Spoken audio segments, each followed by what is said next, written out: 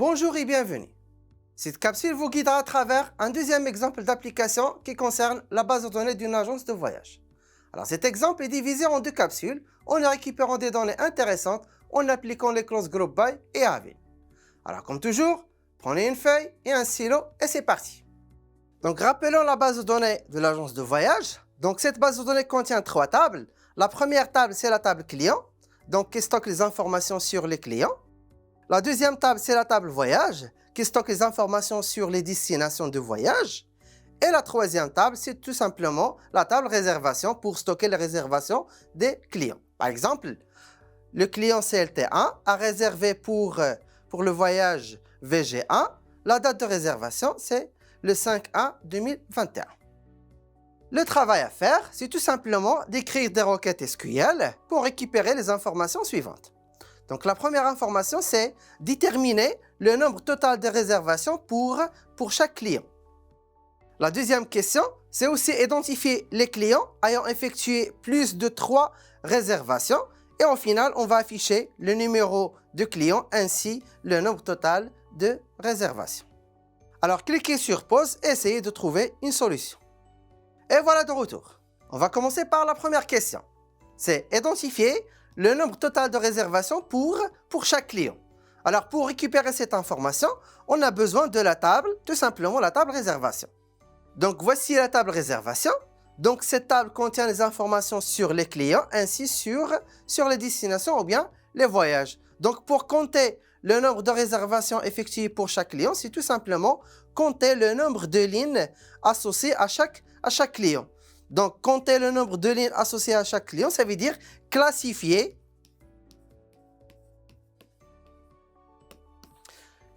les lignes de la table réservation selon quoi? Selon le numéro de client. Et lorsqu'on parle de classifier, c'est tout simplement, on va utiliser la clause group by. Donc, group by, c'est une clause qui permet de classifier les enregistrements d'une table selon une colonne. Donc, voici les données de la table réservation. Donc, on a pour chaque numéro de client, donc le code voyage, ça veut dire la destination demandée, et la date de réservation. Donc, pour compter le nombre de réservations effectuées pour chaque client, c'est tout simplement, on a besoin de classifier ces enregistrements-là. Donc, par exemple, pour CLT1, donc on va classifier les données de CLT1, donc la première ligne, et aussi cette ligne. Est-ce qu'on a d'autres réservations pour CLT1? Donc, la réponse, c'est non.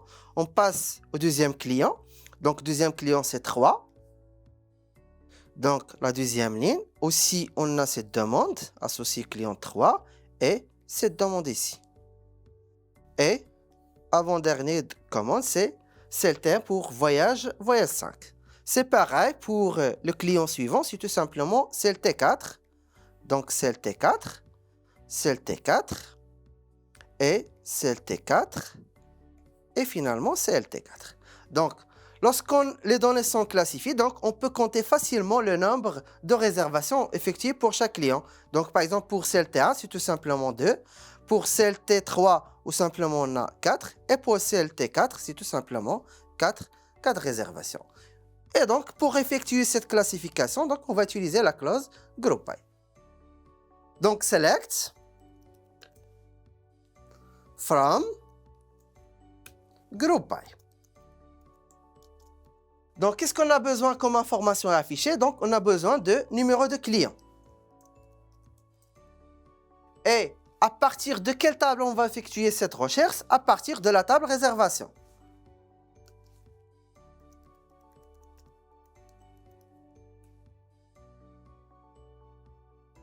Et groupe les enregistrements selon quoi? Selon le numéro de client. Donc voilà, select num CLI, from réservation, group by CLI. Alors, qu'est-ce qu'on veut après? Donc cette requête permet tout simplement de regrouper ou bien classifier les enregistrements selon le numéro de client. Mais au final, on veut aussi le nombre total de réservations. Donc, pour calculer le nombre total de réservations, c'est tout simplement calculer le nombre de lignes associées à chaque classification. Donc, par exemple, pour 1, on a compté 2 lignes associées à 1. Pour 3, on a compté 4 lignes. Et pour 4, on a compté 4 lignes aussi. Et pour compter le nombre de lignes, c'est tout simplement, on va utiliser la fonction count. Donc, étoile, n'importe quelle colonne, on s'en fout. Donc, count étoile, c'est pour récupérer le nombre de réservations associées à chaque client. Ou bien, compter le nombre de lignes dans chaque classification.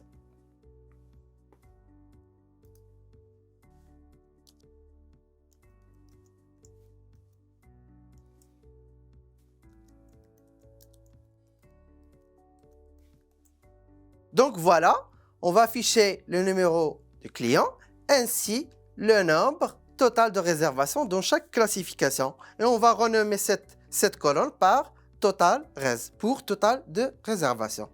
Donc une fois exécuté, on obtient le résultat suivant.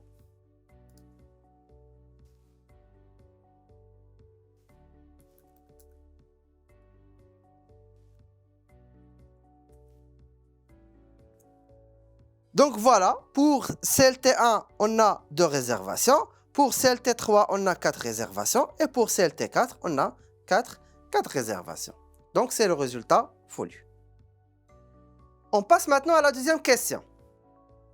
Donc comme toujours, identifier les clients ayant effectué plus de 3 réservations. Et au final, on va afficher quoi? On va afficher le numéro de client ainsi le nombre total de réservations.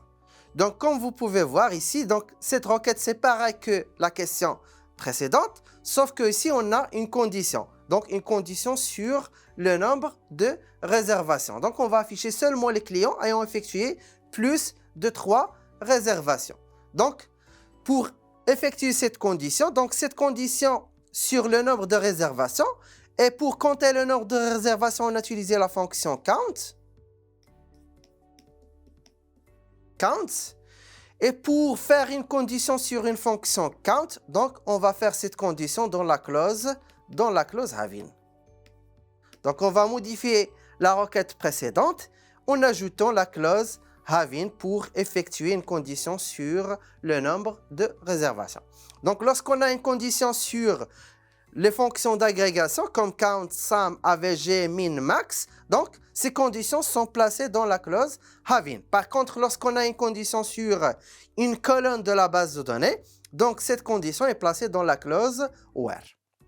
Donc voilà, donc on va modifier la requête précédente. Donc select name CLI count étoile as total res from réservation group by CLI. Donc pour effectuer une condition sur le nombre total de réservations, donc on va ajouter la clause having à la fin.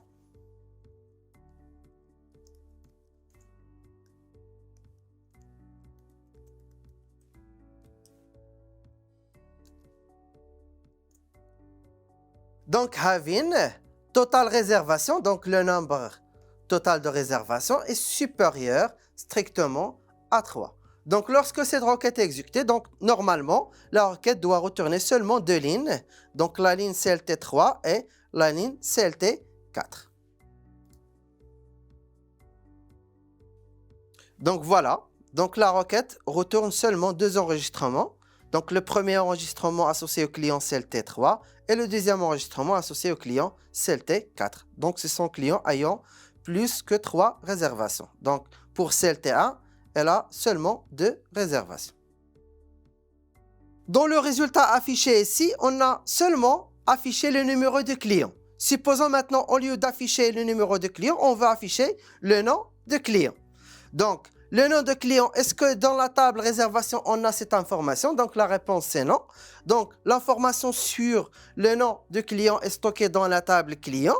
Et pour récupérer cette information, donc on va faire une jointure entre la table réservation et la table client. Donc, dans la table client, on a l'information sur le nom de client. Donc, le nom est stocké sous forme de prénom dans la table client. Et pour faire la liaison avec la table réservation, donc on a besoin d'un couple clé étrangère, clé primaire. Donc, quelle est l'information commune entre réservation et client? C'est tout simplement le numéro CLI. Donc, on a numéro CLI dans la table réservation et num CLI dans la table client. Donc, puisqu'on a une information commune entre client et réservation, donc on peut faire une jointure entre les deux tables pour récupérer la deuxième information, c'est l'information prénom dans le résultat. Donc, au lieu d'afficher num CLI, on va afficher prénom. et puis faire la jointure avec la table client. Donc, pour faire la jointure, on va utiliser join.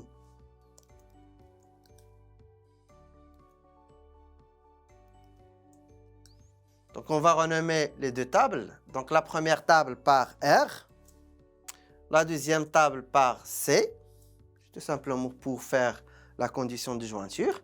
On.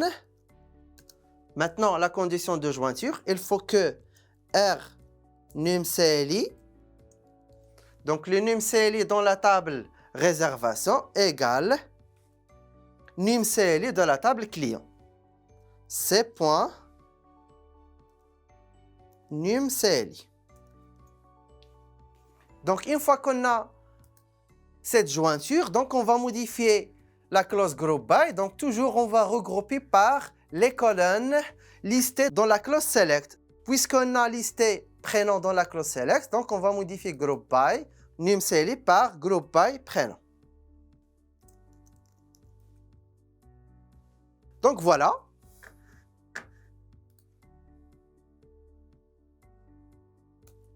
Donc, une fois la requête exécutée, maintenant, on a, au lieu d'afficher le numéro du client, on a affiché le nom du client. Donc, CLT3, c'est tout simplement Dunia, et CLT4, c'est tout simplement Hanan. Pour les deux, on a 4 réservations. Et voilà, au cours de cette exploration de Group By et Havin, nous avons vu comment ces clauses renforcent notre capacité à analyser et à tirer des informations précieuses de données.